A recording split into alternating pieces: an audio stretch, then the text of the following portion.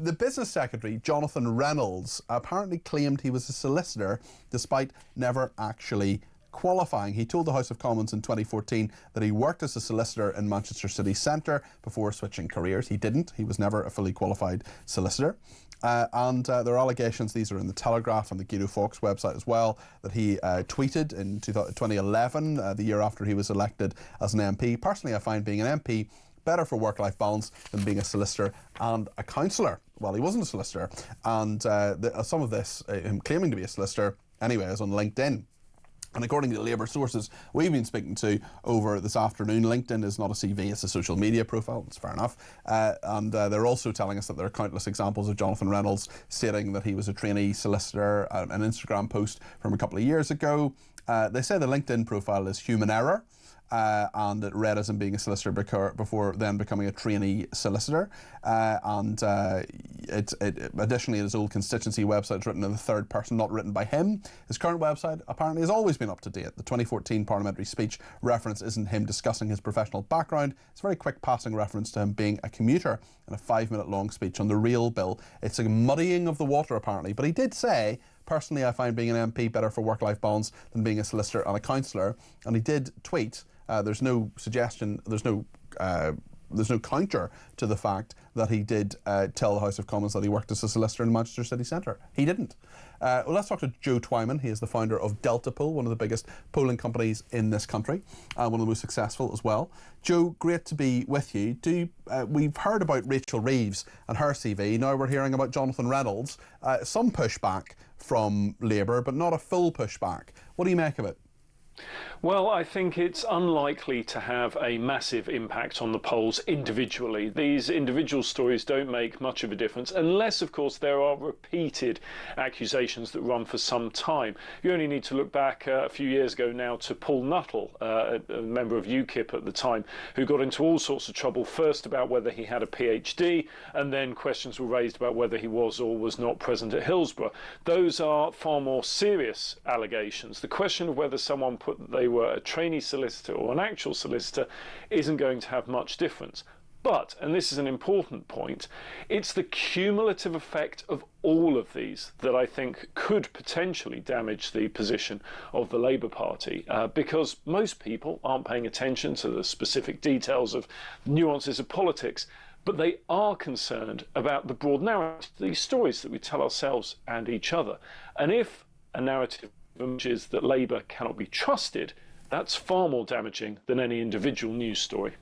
I wonder as well what you make, and this sort of cumulative effect coming through as well, about the £8 billion that have been spent on projects like TikTok dancing, queer animals and pro-trans robots. This is a story in The Sun today, talking about lots of government spending on things that people may seem to think, and I certainly do, are frivolous and pointless, and especially when it comes to the fact that the government says there just isn't enough money to do things like giving the winter fuel allowance.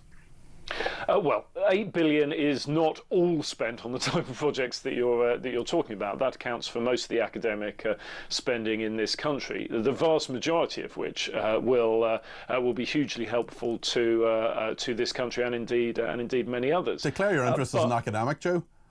Well, I am not an academic. You're pretty close. But I do work with lots of academics, and I would never describe myself on my LinkedIn or elsewhere or otherwise as a full professor, but I am an associate professor at some academic institutions. But I certainly don't directly receive money from funding councils. But having said that, there's no doubt that inevitably questions can be raised about specific projects. Now, I'm not going to defend individual projects. I don't know the details.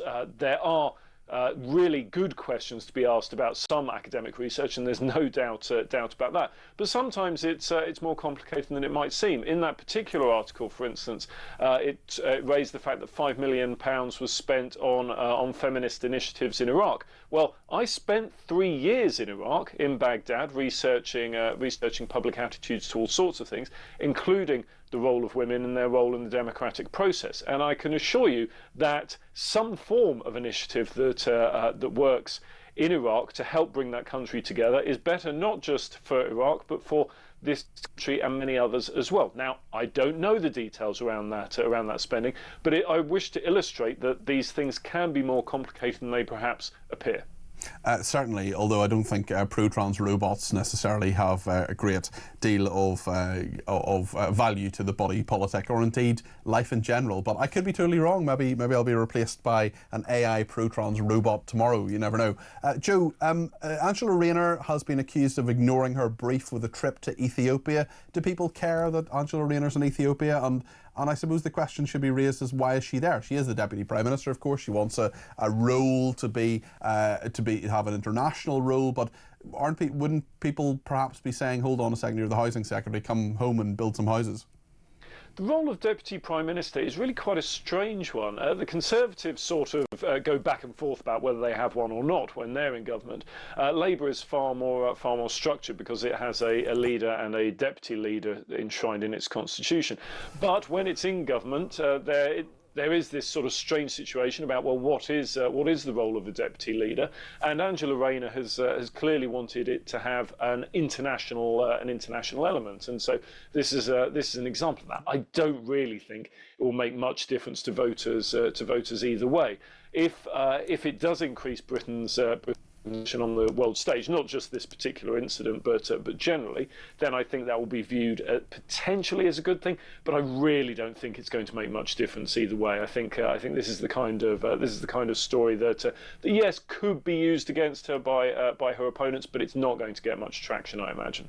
Speaking of what the government is doing, we know that they've actually fulfilled one of their pledges. They've done it early, actually. This is 2 million extra NHS appointments. Will people give them credit in the poll for doing what they said they'd do? This is Wes Streeting, the Health Secretary, who actually appears to have pledged something and carried it through. The really important thing about political promises being kept or being broken is not whether they're actually kept in strictly factual terms, but it's how they're perceived to have had an impact. And that's true when it comes to the NHS, but it's also true when it comes to the economy, immigration, crime, education, and all those other important issues that people take into account when voting. And so if people perceive that as a result of this and other changes that the government are making, that the NHS is improving, that's definitely a big thing for the Labour Party, because time and again, when people are asked what's the most important issue facing you and your family, or the most important issue facing the country, the NHS comes either at the top or near the top. And so an improvement on that, which is essentially home ground for Labour, could really help them.